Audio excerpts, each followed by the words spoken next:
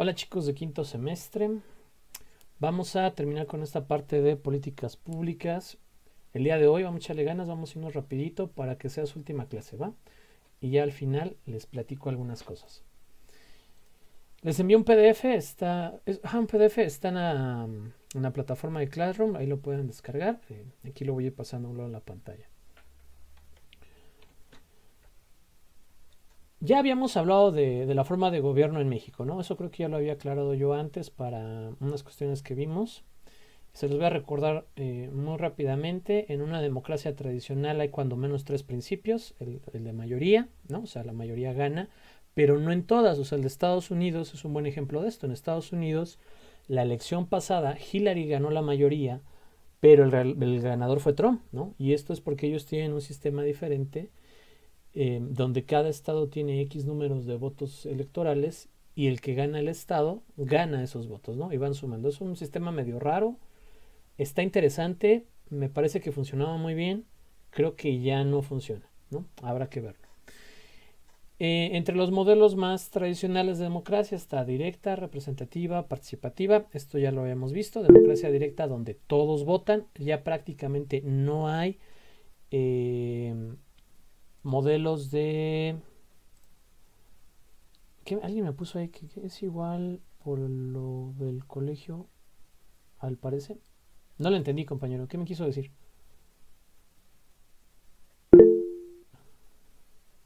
Ya van dos veces, ¿eh? La otra vez dijo, sí se puede grabar en no sé qué cosa de él allá abajo y no se podía, ¿no? Tengan cuidado. Ahí escríbamelo bien, yo te lo vuelvo a leer. La No, forma... Ajá. perdón, profe, No, dígame, perdón.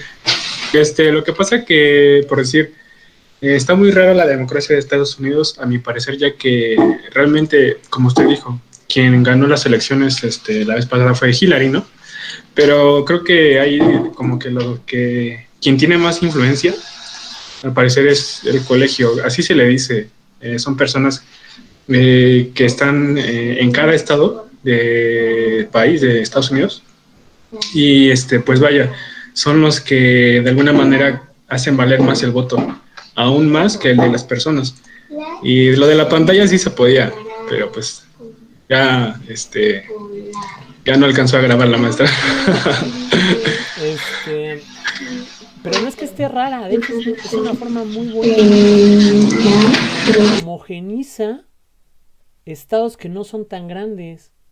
O sea, es decir, es por ejemplo, Ciudad de México tiene un buen de votos. Si solo votaran Ciudad de México, Estado de México y dos, tres países del norte, colocan al presidente que quieran por principio de mayoría.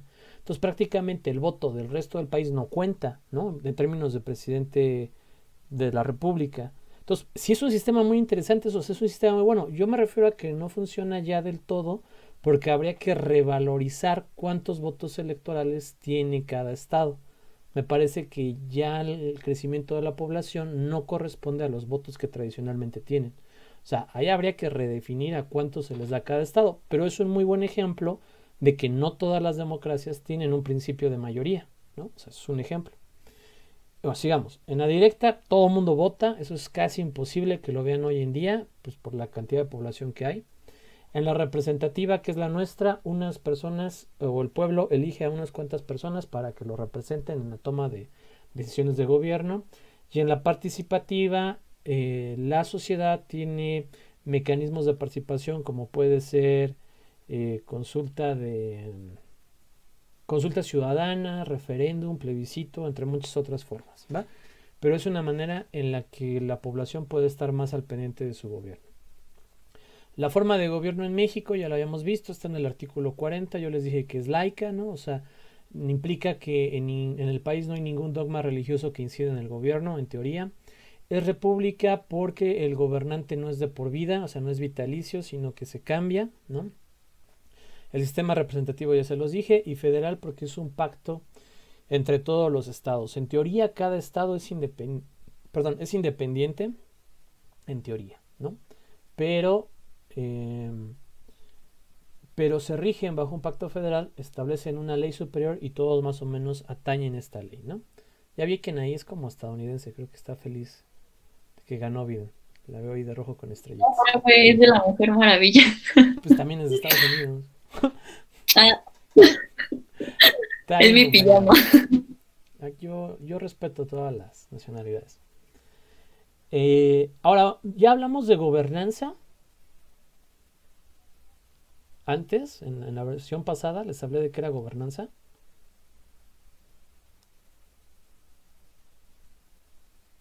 Chicos, No me acuerdo, profe. va, entonces yo creo que no. Lo que dije antes, que fue muy rápido, ya lo habíamos visto, lo pueden repasar a ustedes, ¿no? Desde aquí vámonos más lento. Existen varios modelos de administración de cualquier cosa, es decir, administración de empresas, administración gubernamental, administración de salones, ¿no? Y uno de los modelos más tradicionales era la burocracia, ¿no? Que básicamente consiste en determinar una serie de personas que se van a encargar de X parte del procedimiento, luego otra que se encarga de otra, luego otra que se encarga de otra y luego otra que se encarga de otra. Por mucho tiempo funcionó muy bien la burocracia, pero cuando aumentó el número de personas que solicitaban trámites, el número de gobernados, las instituciones crecieron, el número de personas al interior dejó de ser práctica, ¿no? Es por eso que todavía ven de que, aquí te tomo la foto, pero allá te la sellan y regresas acá, ¿no? Y te pongo el otro sello y ya subes arriba. O sea, eso es una burocracia muy mal hecha. O sea, pues ¿por qué no me tomas tú la foto, me pones los dos sellos y la firma y ya me voy, ¿no? O sea, ese es un nuevo modelo. Después viene algo que se llama nueva gestión pública. Ya estamos hablando como de los 70s o los 80s. Y es una reorganización de la burocracia y de la forma de administrar o gestionar políticamente un territorio. Dentro de este modelo, después surge algo que se llama gobernanza. Entonces, la gobernanza forma parte de un modelo administrativo. Y aquí nos dice, la gobernanza se refiere al desarrollo de estilos de gobiernos en los que las fronteras entre y dentro de los sectores público y privado se han difuminado. Es decir, antes el gobierno se encargaba absolutamente de todo lo que había, ¿no? Del registro civil, de las actas, de los servicios, de darte internet, de darte carreteras, o sea, de todo, en teoría.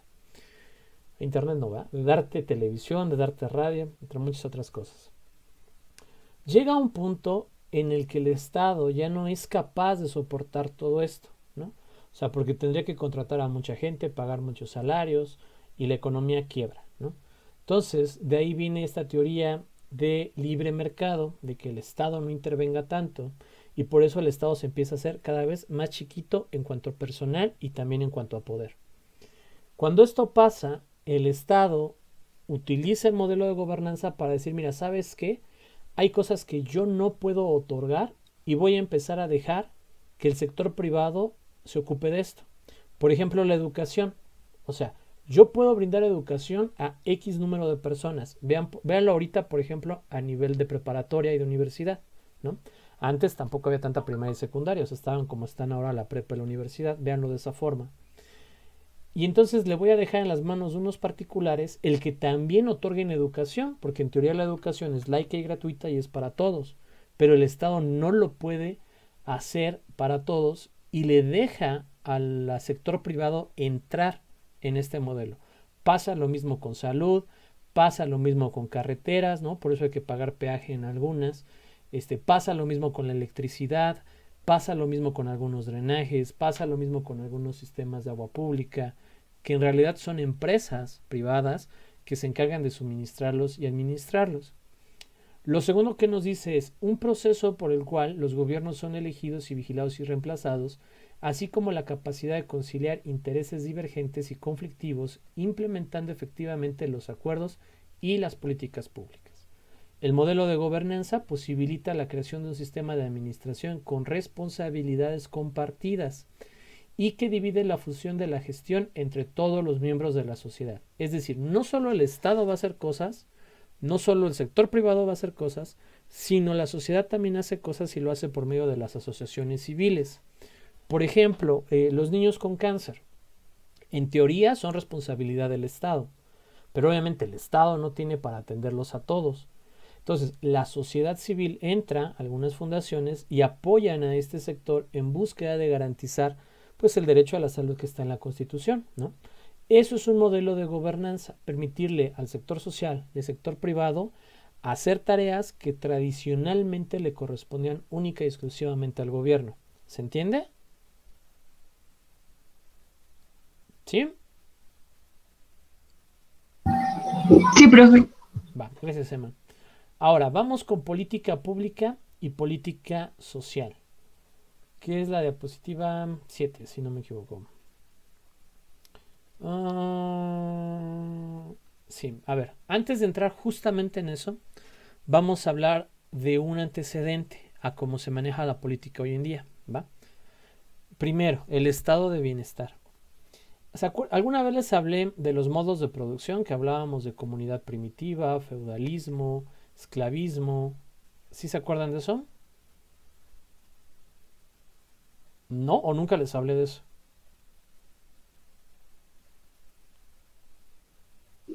Sí, sí nos habló de eso. Gracias, Emma. Bueno, ahí retomarán el apunte. Cuando llegamos a la parte del capitalismo y del liberalismo, pareciera ser que el mercado se está encargando de todo. Él tasa precios, él pone aranceles y el Estado se empieza a hacer más chico, más chico, más chico. Entonces llega un punto en el que el Estado dice, momento, o sea, somos un Estado, somos una nación y tenemos que garantizar a la población ciertas cosas. Y vamos a tomar el control de muchos elementos para garantizar las constituciones y las leyes que están. A esta parte se le llama estado de bienestar, donde el Estado se encarga de suplir la mayor cantidad de lo que ahora conocemos como derechos humanos, ¿no? Como derechos civiles, eran suministrados por el Estado: salud, educación, trabajo, pensiones, ¿no? Etcétera, préstamos de casa, un buen de cosas. Nos dice, en la época del Estado benefactor, la mayoría de las políticas sociales se orientaron hacia las personas que gozaban de un empleo y dejó de lado a los ciudadanos que por aquel entonces su número era creciente. No todos gozaban de este empleo. Por otra parte, los servicios sociales básicos poco a poco empezaron a quedar en manos de grandes sindicatos y agrupaciones de trabajadores. A medida que el estado de bienestar crecía, adquiría más responsabilidades, ampliaba la cobertura de servicios bajo su cargo, aunque no muchos se percataron en su momento de estos beneficios y responsabilidades, que estos beneficios y responsabilidades se tornarían insostenibles con el tiempo y el aumento de la población. Es decir, el Estado te daba todo. Pregúntenle a sus abuelos o sus bisabuelos, que todavía los tienen. Tú entrabas a trabajar a cualquier empresa y tenías prestaciones, tenías seguro social para toda tu familia, tenías un sistema de retiro, tenías un buen ingreso, las posibilidades de ir creciendo en la empresa, ¿no? Entonces, por eso era muy bueno tener un empleo. Pero ¿qué pasa? Pues sí, cuando son poca gente, cuando hay poca gente es muy sencillo. O sea, es muy fácil darles seguridad social a 30 millones de personas, ¿no? Por ejemplo, pero no así a 130 millones de personas. Entonces, cuando la población empezó a aumentar, cuando vino el boom poblacional, el estado de bienestar se quedó muy rezagado. Ya no podía garantizar las leyes, los derechos que había creado.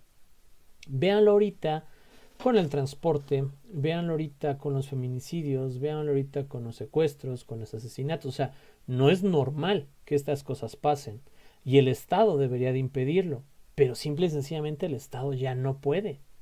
O sea, la recomendación del Banco Mundial, si no me equivoco, habría que revisarlo, es un policía por cada 1000 habitantes, si no me equivoco, o por cada 100 habitantes, creo. Hay que revisar el dato. O sea, estamos muy lejos de llegar a ese parangón, a ese dato como tal, ¿no?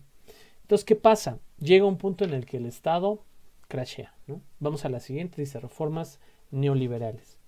En 1998 se inicia una fase de gran cambio estructural, caracterizada por la implementación de extensas políticas que buscaban la liberación de mercados, establecer sistemas de bienestar social y privatizar empresas. Estas acciones traían como consecuencia un crecimiento intermitente y fluctuante. Las reformas liberales en materia económica tuvieron como pilares la liberación comercial, la apertura económica, la privatización de diversos servicios públicos y la eliminación de algunos impuestos y ajustes fiscales, así como el desmantelamiento de la empresa pública y monopolios estatales, pasando todo esto a manos privadas. Estos pilares que menciona aquí, que son pregunta de examen, es lo que cambia las reformas neoliberales como tal, ¿no? Es decir, primero, que se abra el mercado, es decir, vamos a recibir productos de importación de todos lados, no vamos a poner aduanas al interior, ¿no? O sea, imagínense ir de Pachuca a Querétaro y que estés llevando, pues no sé qué se cosecha en Pachuca, ¿verdad? Alfalfa, y entras a Querétaro y te tasan la alfalfa, ¿no? Ah, por meter tu alfalfa son 10 pesos. Y tú, pues, ¿cómo? Pues si es México, ¿no? Bueno, pues antes pasaba así, ¿no? Las famosas alcabalas.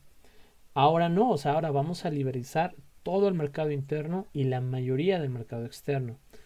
Dos, vamos a privatizar servicios. Es decir, o sea, la televisión era totalmente del Estado, la radio era totalmente del Estado, ¿no? Algo así como medio comunista. Empresas de botones, empresas de camiones, empresas de trenes, un buen de empresas. Vamos a quitarle ese monopolio a lo público y lo vamos a dejar en lo privado.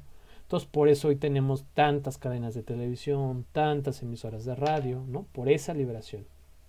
Ahora, ajustes fiscales para que las empresas paguen menos impuestos. Es decir, o sea, si queremos que la empresa sea competitiva, la empresa no tiene que estar pagando tantos impuestos, ¿no?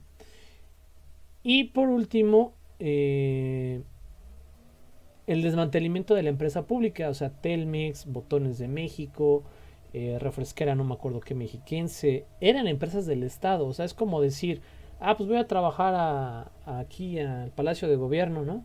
Y es un trabajo de gobierno. Pues así era, o sea, voy a la fábrica de botones, pero era un trabajo de gobierno y te daban muchas cosas. Estas empresas se venden, búsquenlo por ahí, la famosa venta para estatales, y quedan en manos del sector privado con la idea de hacer más chico el Estado y que el sector privado era el que iba a crecer, el que iba a hacer muchas cosas. La verdadera historia es que no pudo el sector privado realmente hacer un modelo competitivo, un modelo justo, ¿no? Por ejemplo, en teoría, o sea, sí, en teoría, no sé si he puesto este ejemplo, pero se los vuelvo a poner. O sea, imagínense que Néstor y Daniel van a vender paletas, ¿no? Y llega Néstor y las está vendiendo a 5 pesos. Y le va muy bien, todo el mundo le compra. Daniel ve y dice, pues yo también quiero, voy y las vendo en 4, ¿no? Néstor dice, pues yo las vendo en 3.50, ¿no? Daniel dice, no, pues yo las vendo en 3. El chiste es que al final ambos las venden en 2 y cada uno le gana 1 peso. Y en teoría esa es una competencia perfecta, ¿no? O sea, tú decides dónde comprar, pero el producto tiene la misma calidad, ambas empresas están ganando lo mismo y a ti te cuesta lo mismo. Eso no pasó. Lo que pasó fue que Néstor dijo, pues les voy a decir que tiene vitamina E, ¿no? Aunque la gente ni sepa qué es eso, y la voy a cobrar a 5 pesos. Y Daniel dijo, pues yo voy a decir que tiene colágeno, aunque el colágeno no sirve en paleta, ¿no? Y voy a decir que cuesta 6, ¿no? Y un día Néstor le habla a Daniel y dice, oye Néstor, ¿cómo estás? No, bien. Oye, ¿cómo ves si las ponemos los dos a 10? Pues órale. Entonces las dos las venden a 10, ¿no? Y nosotros pues pagamos el precio y nos quedamos sin paleta. De manera muy burda, esto es lo que pasa. O sea, vean cuando llega una nueva empresa de telefonía, por ejemplo Movistar, ¿no? Al inicio. Era muy barato sus planes. Está pasando ahorita con AT&T. Vean cómo están hoy. O sea, la diferencia con Telcel ya es mínima, ya no es tan grande, ¿no? O sea, y pareciera que en lugar de bajar el precio, cada vez aumenta más, ¿no? Véanlo con su servicio de internet, véanlo con su televisión, o sea, cada vez menos canales y más caro. O sea, si fuera un sistema de competencia bueno, cada vez habría más canales y sería más barato, ¿no? Porque estás hablando de que están compitiendo, pero no es así. Nos lo dice aquí en la diapositiva, la tengo un poco movida. Después de reformas neoliberales, la que sigue, dice, las empresas privadas también tuvieron una alta participación en los servicios de salud, educación y seguridad social. Lo anterior sería el inicio de una intensificación en la desigualdad social, ya que con anterioridad tanto aquellos que se encontraban en los estratos sociales más altos como en los estratos sociales más bajos llegaban a compartir espacios en común, por ejemplo en la escuela o en los centros de salud. Por lo tanto, sin importar la riqueza acumulada o el lugar de origen, la educación, por ejemplo, era igual para todos. Pregúntenle a sus abuelitos o a sus mamás si ya son grandes, ¿no? Pregúntenle si tienen como 50 años. O sea, escuelas privadas casi no había, ¿no? O sea, pregúntale a sus abuelos, eso es más claro. O sea, escuelas privadas no había. O sea, el riquillo, que era el jefe de la mina, por así decir, y el hijo del minero, iban a la misma escuela y tomaban la misma educación y estaban pues parejos, ¿no? O sea, parejitos, parejitos. Sabían lo mismo, tenían los mismos conocimientos, las mismas habilidades, etcétera. Véanlo hoy en día. O sea, ustedes están sufriendo con inglés, ¿no? Y hay niños en primaria que ya tienen certificaciones Cambridge y TOEFL que las pasan sin ningún problema. Entonces, ¿hay o no hay desigualdad? Entonces, hay desigualdad y muy grande. Y se intensifica por la entrada de servicios privados, ¿no? O sea, vean, por ejemplo, las clases de educación física, si es que tienen hermanitos. ¿Cómo son? Pues una canción y el pobre profe baila, ¿no? Y lo intenta y el profe, pues claro, lo hace lo mejor que puede, en eso estoy orgulloso y lo aprecio.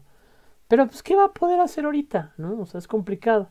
Y cuando ya tiene a todo el grupo en vivo antes, ¿no? O sea, en físico, pues todos corran, los aritos, los conitos, las pelotas, o sea, tienen que darles de todo un poco. Pero si tú perteneces a un estrato social alto, pues vete al club, ¿no? Y ahí con un instructor privado. ¿Y de dónde salen los grandes tenistas? ¿De dónde salen los grandes arqueros, no? O sea, no todos, pero la mayoría pertenecen a estratos económicos altos, que de pequeños los pudieron meter en club privados, ¿no? La mayoría. Y esto intensifica la desigualdad. O sea, imagínate si hay una beca deportiva, ¿no? ¿Quién la va a ganar? ¿El que practica todas las tardes fútbol en una escuela privada o el que solo lo hace en el recreo en la escuela los martes que va de pants porque si no su mamá lo golpea, ¿no? O sea, pues es obvio, hay una gran diferencia. Nos dice, asimismo, se hizo evidente que en México existe un antes y un después marcado por la entrada del nuevo modelo económico al país. Pasar de sustitución de importaciones al mercado neoliberal trajo consigo consecuencias significativas para la movilidad social y la pobreza, que ya existían en nuestra nación. Vamos a la siguiente y platico esto un poquito. A ver, antes el modelo de sustitución de importaciones era que, por ejemplo, no sé, es que no tengo nada aquí a la mano. Un reloj, ¿no? ¿Qué le suena más mexicano? Timex, ¿no? Bueno, pues este era un reloj Reebok, ¿no? Y llegaba aquí, bien barato ahorita en Amazon, por si lo quieren. Y llega aquí el reloj Reebok, ¿no? Y cuesta 700 pesos, ¿no? Y es de buena calidad, es muy bueno. Y tenemos el otro reloj, el Timex, ¿no? Mexicano, Timex. Y este te cuesta 500 pesos. No es tan bueno, ojo, pero pues mexicano, ¿no? Entonces, si este cuesta 700 y es muy bueno y es extranjero, y este cuesta 500 y es mexicano, pues no sé, que por algún extraño maldición de malinchismo vas a decir, pues me quiero comprar este y no este, ¿no? Así pasaba. ¿Qué se hacía? Pues a este, como es extranjero, le vamos a poner un arancel de 300 pesos. Entonces, este va a costar 1000 pesos y por cada venta de este 300 se van a gobierno y este 500. ¿Cuál te compras? Pues este y hasta dos de este antes que uno de estos. Así con todo. Imagínense con la harina, con los frijoles, con verduras, con refresco, con televisiones, con radios, con microondas no había, con estufas, con refrigeradores, hasta con carros, con todo, con ropa, con zapatos, ¿no? O sea, pregúntenle a sus papás, los famosos Van Bien, ¿no? Los famosos Pie Ligero, Pie Suave, ¿no? ¿Cómo se llamaba? O sea, empresas mexicanas y eran zapatos para toda la vida. Porque el zapato extranjero, aparte de ser caro, tenía un impuesto especial que era más caro para desincentivar su consumo. Y si se consumía, eso se regresaba a gobierno para hacer política social, que para allá vamos, ¿no? Cuando esto se acaba, pues de repente el reloj mexicano, chafa, entre comillas, ¿no? Que cuesta 500 y el reloj bien bueno que cuesta 700, pues la gente empezó a comprar estos, porque ya no tenían aranceles, eran más baratos y en teoría duraban más. Y pues no vende, pum, quiebra la empresa, ¿no? Y hay que venderla. Así pasó con muchísimas empresas. Estamos hablando de más de 2000 empresas paraestatales, ¿no? Así les pasó de la noche a la mañana. Y al mexicano le dijeron, no, mira, te va a convenir porque tú solo estás vendiendo relojes Timex, ¿no? Aquí en México. Cuando se abran las fronteras lo vas a poder vender en Estados Unidos. Los mexicanos dijeron, ay, sí, no, está bien padre. Pues sí, y tú llegas a Estados Unidos y, no, ese tamaño es ilegal, ¿no? Tiene que ser más grande. No, los números no pueden estar así, tienen que estar en romanos. La correa no puede ser de nylon, tiene que ser de plástico. Y no los dejaban entrar, no vendían. La calidad era muy mala en muchos productos y poco a poco se fue perdiendo. y ahora busquen productos mexicanos.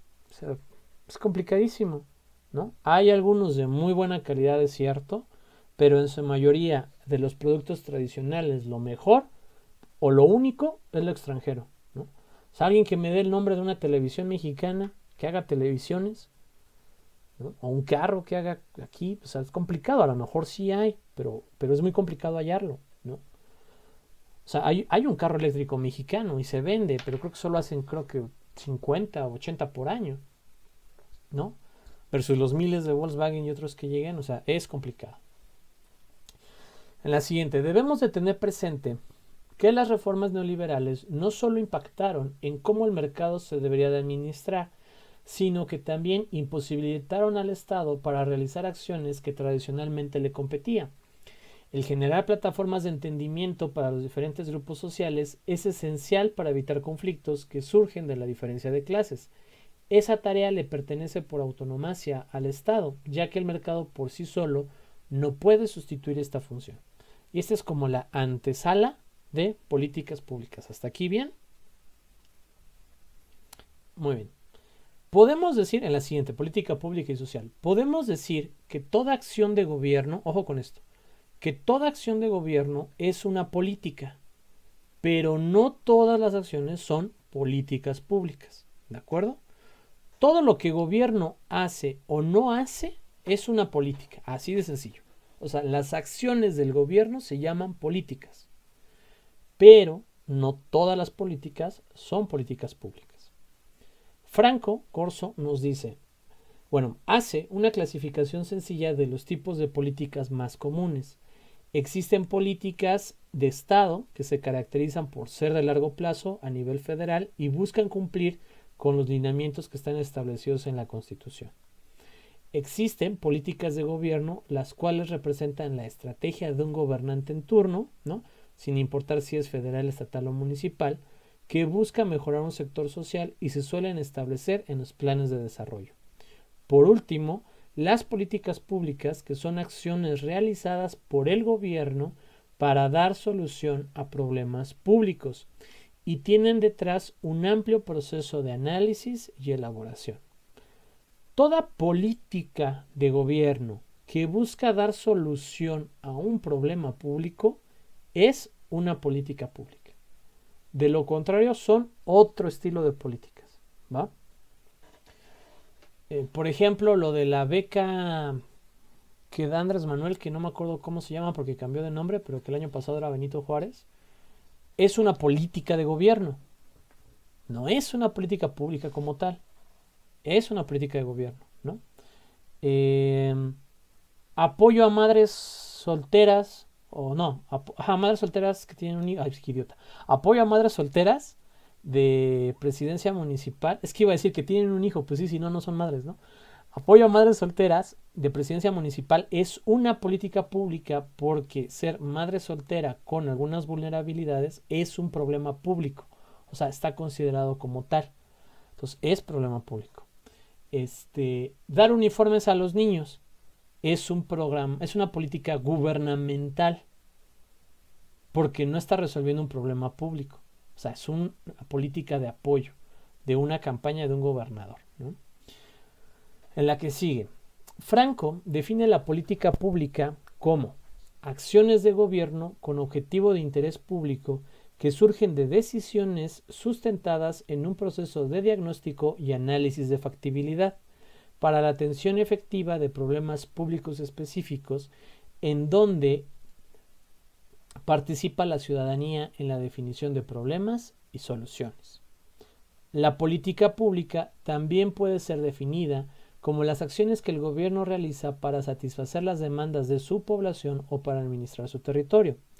Esta definición brinda un espectro más amplio de acción para el gobierno, pero mantiene presente la demanda de una sociedad para que se considere la atención de la misma. No todo lo que la sociedad demanda es un problema público. Puede ser tomado así, pero no. Por ejemplo, el matrimonio igualitario podría caber en política pública, pero no porque sea un problema público, sino porque es una demanda social o es una demanda de las personas. ¿De acuerdo? Podría caber en ese sentido. Eh, Esta parte de los programas para víctimas, sobre todo de feminicidio o de violencia contra la mujer en términos generales, entra en política pública porque sí es un problema público la violencia contra la mujer. O sea, está catalogado como tal. Pero algunas otras cuestiones pueden entrar por demanda. ¿Cuándo es un problema público? Cuando ya afecta a un porcentaje significativo de la población. ¿Qué es porcentaje significativo? Bueno, eso depende de cada gobierno, de cada institución, ¿va? Lo determinan, pero normalmente sí es un número grande de personas, ¿no? O sea, si estás hablando de una localidad como Pachuca, ¿no? De 250,000 habitantes, creo que ya casi 300,000, pues sí, en cuanto le afecta a 2,000, 3,000 personas, pues empieza a ser un problema público como tal, ¿no? Cuando se inunda una colonia que forma parte del territorio es un problema público. Cuando asaltan mucho en determinados lugares es un problema público. Cuando están robando autos en X fraccionamiento o en X estacionamiento es un problema público, ¿no? Pero cuando a ti te rayan tu carro en tu casa no es un problema público. Cuando los niños te aventaron un huevo a tu ventana no es un problema público, o sea, son problemas privados, ¿va? No hay una fórmula. O sea, no podemos decir a partir de que alcanza tal porcentaje es un problema. No, porque a veces el porcentaje es muy bajo y sin embargo es un problema público. Vean a los, no sé si está bien dicho animalista o si es peyorativo porque desconozco el tema, pero bueno, animalista, ¿no? Personas que se preocupan por los animales,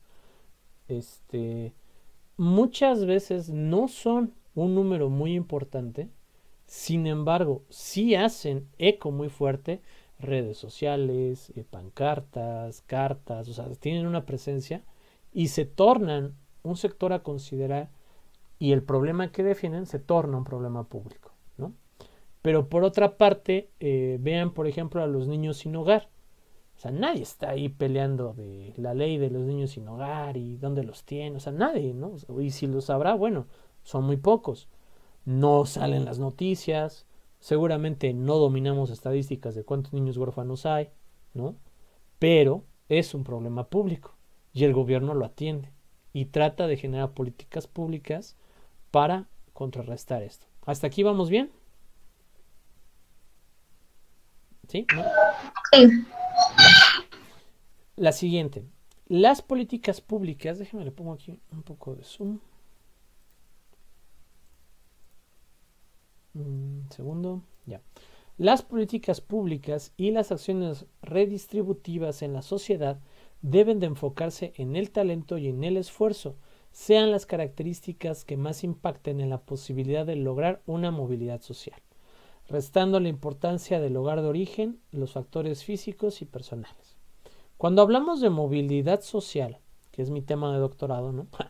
Pero que lo meto aquí porque va muy relacionado, es que la sociedad en términos generales se divide en 5 estratos, ¿no? Tengo aquí una ampolla que no se reventó. En 5 estratos, pobre, medio pobre, clase media, medio rico y rico, ¿no? O sea, más o menos son los niveles de riqueza.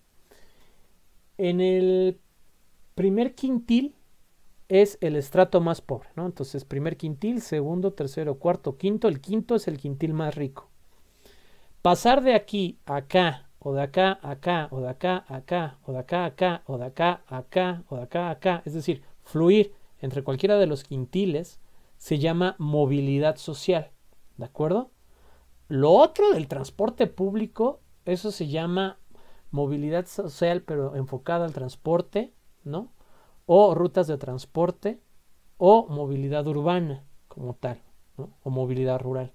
Pero movilidad social, el concepto, implica esto, cambiar de estrato económico, de quintil. Es muy complicado, o sea, es muy complicado. No sé si alguna vez les he presentado estadísticas de movilidad social. Si no, luego los invito a que me vean exponer. Es muy complicado, o sea, 3 de cada 100 mexicanos que nacieron en el quintil más pobre van a llegar al quintil más alto. Solo 3. Y de esos 3, 1,5 es por suerte. Es decir, o se sacó la lotería, o sufrió algún accidente y demandó una empresa, o se casó con alguien rico, ¿no? o le dejaron una herencia, y el otro pues sí, a base de su esfuerzo. Pero te quedas atorado en los primeros tres si tú eres pobre. Si tú eres rico, solo uno o dos de los que nacieron en el quintil más alto terminan su vida en el quintil más bajo. O sea, prácticamente nadie. México se considera un país inmóvil, ¿no? De esto pueden buscar, apúntenlo por ahí, se llama Centro de Estudios Espinosa Iglesias, es de aquí de México.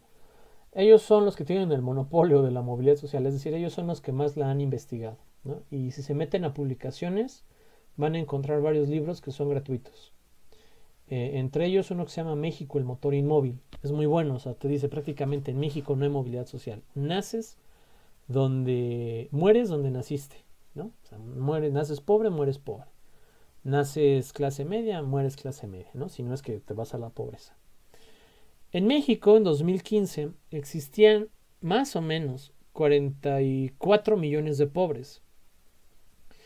Más o menos 10 millones de personas en pobreza extrema. Entonces, más o menos 50 millones de personas en condiciones de pobreza o pobreza extrema, que representan más o menos, ¿no?, el 43% de la población de México.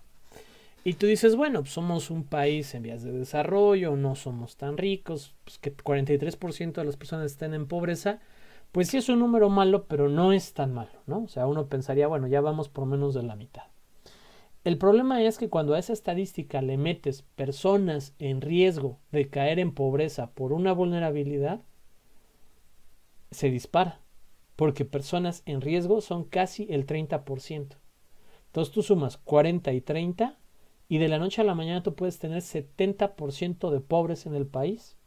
De pobres. Estamos hablando del primero y segundo quintil, ¿no? O sea, no estamos considerando estos dos.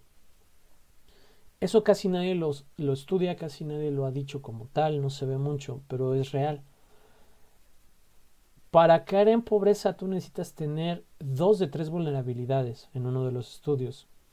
Es por ingreso, por vivienda y creo que el otro es por servicios. Entonces, la mayoría de los mexicanos está bien en esos tres, entre comillas, ¿no? 50%, pero en riesgo de que en cualquier momento una de estas tres en las que está bien, ¡pum!, se cae. Y eso lo manda automáticamente a la línea de pobreza, ¿no? Véase, por ejemplo, una pandemia y que te quedes sin trabajo, que no hay opciones, ¿no? Véase, por ejemplo, que el precio del petróleo caiga muchísimo. Véase, por ejemplo, que nos metan en un bloqueo comercial. O sea, esas cuestiones nos pueden mandar en automático entre 30 y 20% de las personas a pobreza. Entonces es algo muy complicado. Siguiendo acá, nos dice, las políticas públicas también tienen la capacidad para adaptar, cambiar y actuar para atacar un problema público de manera efectiva, y la mayoría de los casos precisan de la participación ciudadana para cumplir con los objetivos y metas establecidas. Ahora sí, en el siguiente donde hay un arbolito dice, la política social no solo debe de apoyar a los sectores vulnerables y en situación de pobreza, debe de procurar crear las condiciones idóneas para lograr una mayor participación y con ello una movilidad social, generando en el proceso oportunidades para todos, garantizando calidad en servicios básicos como la educación, la salud, la alimentación y la seguridad. Podemos decir que el desafío consiste en transformar las demandas sociales en políticas públicas que comiencen a romper los circuitos de reproducción de la desigualdad, que puedan combatir efectivamente la pobreza y en definitiva aumentar los niveles de bienestar en la población. Cuando hablamos de políticas públicas, si una persona no es carente o vulnerable por alimento y tú vas y le pones de política pública, no, pues ya te vamos a dar de comer, o sea, estás taponeando un problema. O sea, el problema no es que la persona no tenga que comer. El problema real es que la persona no tiene los medios, los insumos, la capacidad, lo que sea, para adquirir comida. O sea, ese es el problema, ¿no? Y lo que la política debería de hacer es no solo darle de comer, sino proveerle de medios, insumos e instrumentos para que en un futuro él pueda proveerse ese alimento, ¿no? Una persona desempleada. No basta que le des una especie de beca o de apoyo porque está desempleada. Tienes que capacitarlo, tienes que aumentar su nivel educativo, vincularlo con empresas para que consiga un empleo y pueda crecer dentro del empleo. Porque de lo contrario, solo estás taponiendo los problemas, ¿no? Es como en una relación. O sea, cuando surge un problema y tú nada más como que lo dejas pasar y, ay, pues lo vamos a arreglar tantito, no has solucionado nada. O sea, estás tratando de que no estalle la represa tapando un hoyito, pero no estás haciendo todo el movimiento que se necesita para asegurar que la represa funcione bien y la repares, ¿no? Inclusive si la tienes que hacer de nuevo. Y eso es lo complicado. Hablábamos hace rato, por ejemplo, de la educación, de las diferencias. O sea, ¿cómo es posible que un niño de primaria ya tenga certificaciones TOEFL y Cambridge en inglés y alumnos de la universidad no se titulen porque no le entra el inglés? O sea, eso es un problemón. Un problemón. ¿Y qué pasa? No estamos compensando eso. Yo se los he dicho, a mí me parece que una buena idea es decirle, a ver, empresa privada, educación privada, te llames como te llames, yo necesito que tú me garantices 3 lugares para 3 niños, niñas de escasos recursos y tú les pagues todo, uniformes, libros, libretas, lo que necesite. Y entonces ahora sí estamos compensando, ¿no? El problema es cómo hacemos el diagnóstico para ver qué niños elegimos. Hay que modificar la ley para obligar a la empresa privada en educación a tener cuando menos 3 lugares para la educación pública. O sea, esas son las cosas que faltan. Y entonces estaríamos hablando de cierta igualdad. Pero de lo contrario, no. O sea, estamos hablando de que en prepa ya, digo, en primaria ya hablan un idioma, en secundaria 2 y en prepa 3. Y nosotros no sabemos leer en español, ¿no? Y no sabemos hablar en inglés. O sea, es complicadísimo. Si se dan cuenta, o sea, es extraordinariamente complicado. Regresemos a la siguiente. Dice, uno de los principales objetivos de la política social es combatir la pobreza. Sin embargo, no es la única función de la misma. También tiene que lidiar con la prestación de servicios, promover la adquisición de bienes públicos por parte de los ciudadanos y evitar riesgo a la población a través de compensaciones. En última instancia, se busca buscar una constante redistribución de la riqueza. En México el problema no es que seamos pobres, es decir, México es un país rico, extraordinariamente rico, ¿no? O sea, vean los presupuestos del mundo, el de México es uno de los más grandes, no por algo formamos parte del G20. El problema es cómo se distribuye la riqueza, ¿no? A ver, denme un segundo, no se vayan. ¿Dónde te dejé?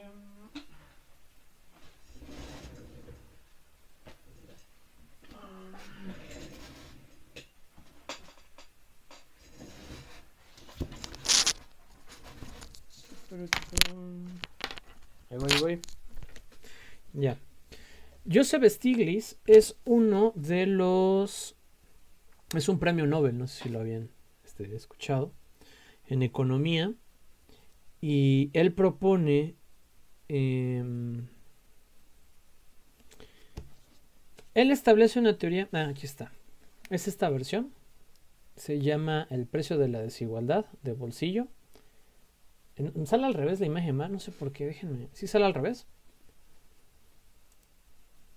¿O le sale no, profe, sí sale bien. No, sale bien. ¿Sale bien? Yo la veo al revés, no sé por qué, pero bueno, ok. El precio de la desigualdad, Joseph Stiglitz. Y acá atrás dice, el 1% de la población disfruta de las mejores viviendas, la mejor educación, los mejores médicos y el mejor nivel de vida.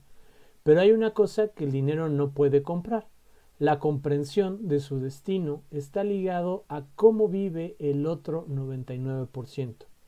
Conocemos las consecuencias de la desigualdad, altos índices de criminalidad, menores niveles de educación, de cohesión social y de esperanza de vida, ¿no? O sea, el 1% de la población tiene el dinero, es dueño de las empresas, tiene los contactos que necesitan el otro 99% para salir de la pobreza. Así de sencillo.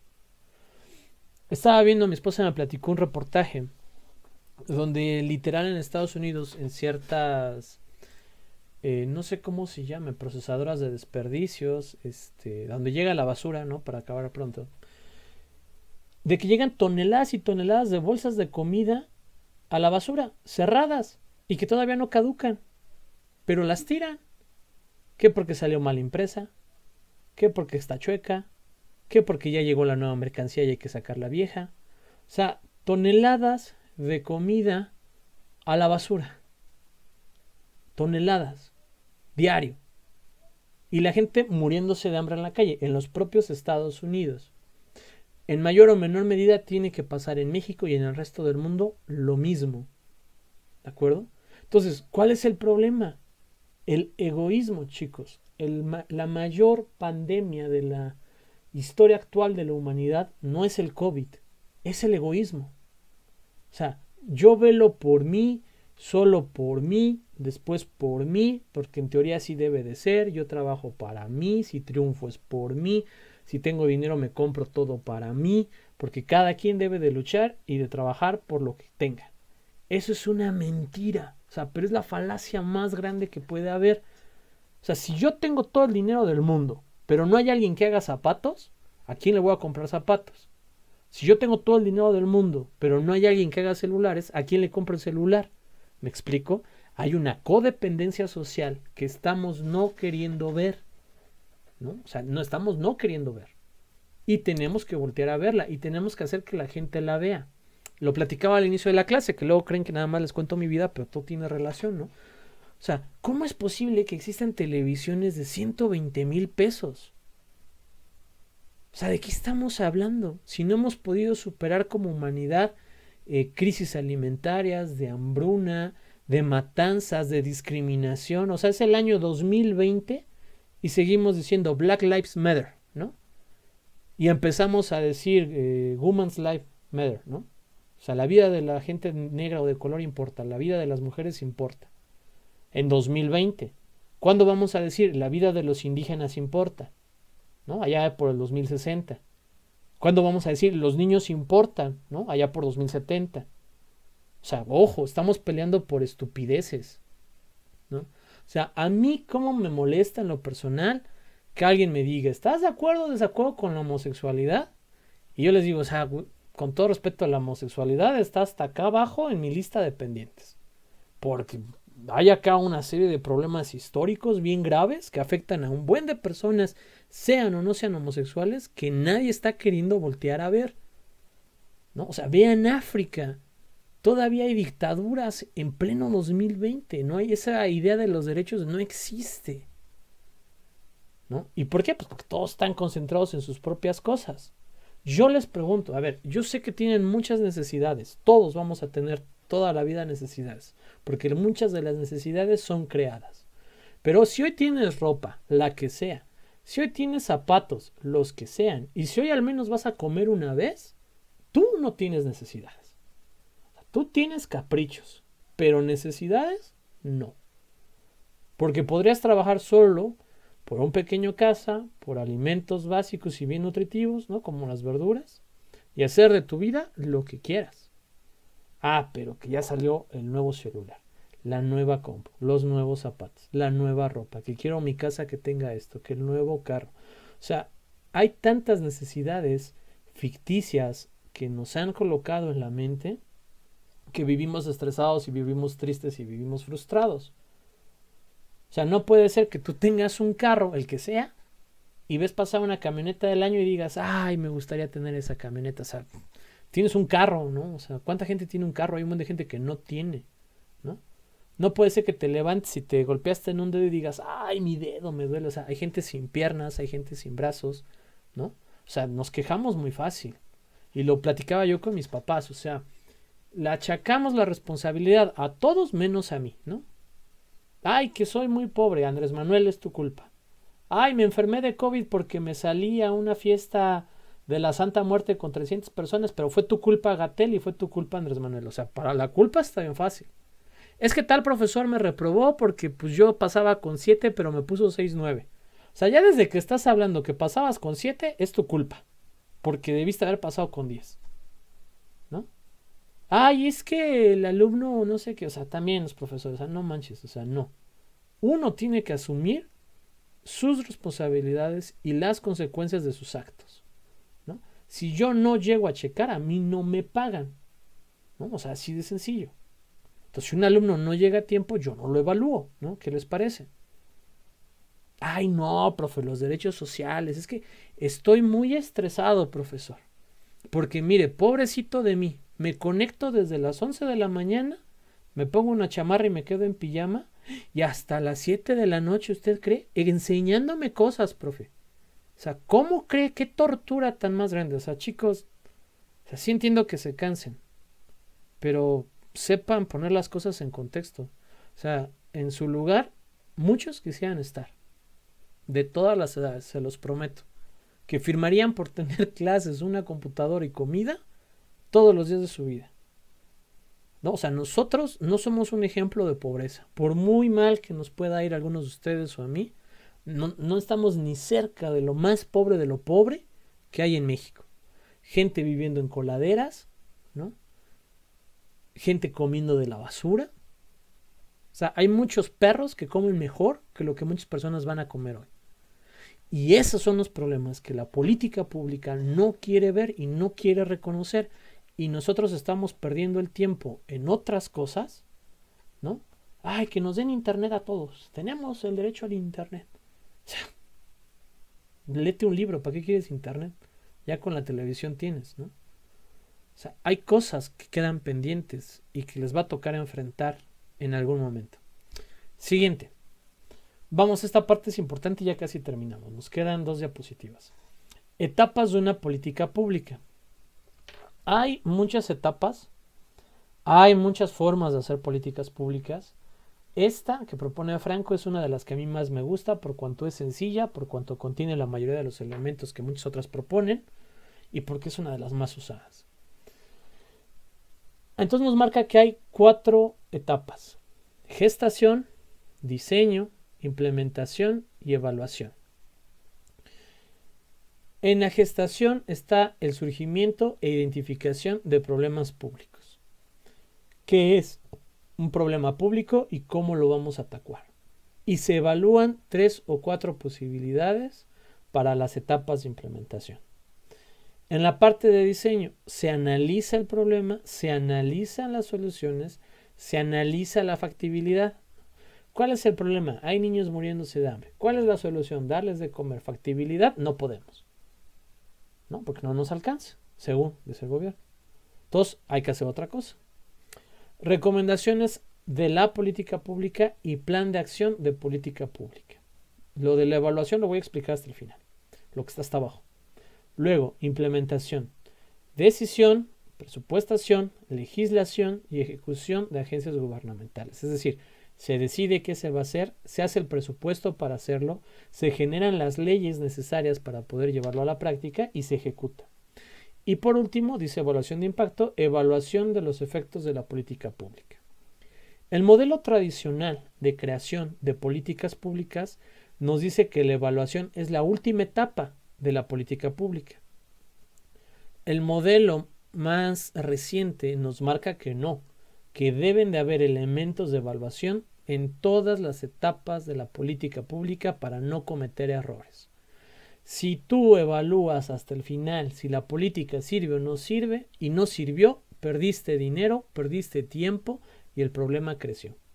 Yo recuerdo a Chaufet, cuando estaba la reforma educativa, decir, es que hasta dentro de 10 años vamos a ver los resultados de esta política. O sea, 10 años para ver si lo hicimos bien o lo hicimos mal. 10 años. O sea, le echamos a perder la primaria, la secundaria y la prepa a alguien, de a gratis, si lo hicimos mal. ¿No? No es posible. O sea, tiene que haber elementos para evaluar y saber si lo estamos haciendo bien o si lo estamos haciendo mal. ¿De acuerdo? Por ejemplo, ustedes, un ejemplo para que lo tengan como más presente. Imagínense que solo les hiciéramos una evaluación global al final. O pasas o repruebas, ¿no? Y dirían, no, está mal. Por eso les hacemos 3 evaluaciones. Porque si en la primera te va mal, ya le puedes ir midiendo, ¿no? Y ver cómo tienes que salir en las otras 2. ¿Qué hiciste mal? Se te da esa etapa de reconstrucción. Es similar acá. O sea, a ver, vamos a hacer el diseño y necesitamos elementos para evaluar si diseñamos bien o diseñamos mal. Si no, uno se pone a llenar la ciudad de puentes, ¿no? Y no sirve para nada. En la última, debemos de tener presente que sin participación social, en especial de los que están directamente involucrados en los programas y en los problemas, los esfuerzos presupuestales encuentran pronto sus límites. Pero a la vez, sin una conciencia pública amplia del problema social y sin un compromiso del conjunto de la sociedad y de sus élites en la materia, no hay contribución fiscal capaz de soportar dichos esfuerzos. Es decir, la solución no es estar pone y pone y pone alumbrado público o canchas. La solución es poner alumbrado público y que la ciudadanía lo cuide, ¿no? La solución es poner ejercicios o aparatos de ejercicios y que la ciudadanía lo cuide, porque de lo contrario, no. O sea, si todo se lo queremos dejar a gobierno, ningún gobierno en el mundo, así se los digo, ninguno. Tiene que ser un trabajo entre gobierno y ciudadanía, empresas privadas, asociación civil, élites como tal. De lo contrario, no va a funcionar, no ha funcionado y seguirá sin funcionar.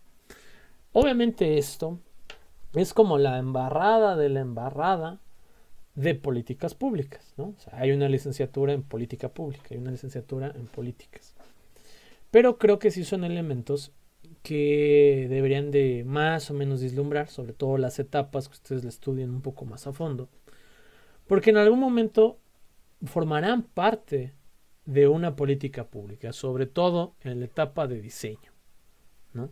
O sea, esta parte de la gestación y el diseño es donde el planeador urbano, donde el planeador de desarrollo regional más cabida tiene. Porque ustedes identifican el problema, identifican a los actores, identifican las posibles soluciones. Entonces van a estar ahí metidos.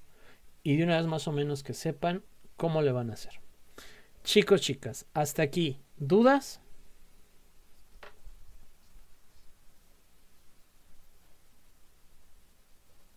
No, no, todo bien, profe. Va. Entonces déjenme parar aquí el video.